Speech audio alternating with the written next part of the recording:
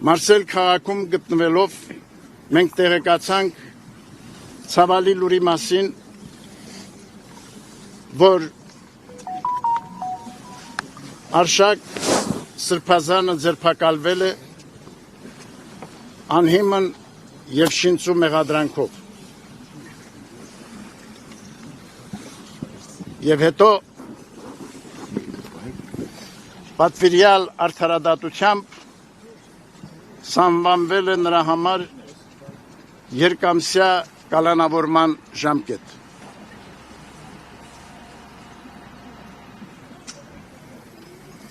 Մենք գիտենք, որ քաջարի ոգով մեր սրբազանները այս պարակային արդեն Արշակ արքեպիսկոպոսը եղավ 4-րդ սրբազանը, որ մեր սրբազանները աննկուն են իրենց ոգով եւ քաջաբար դիմագրավում են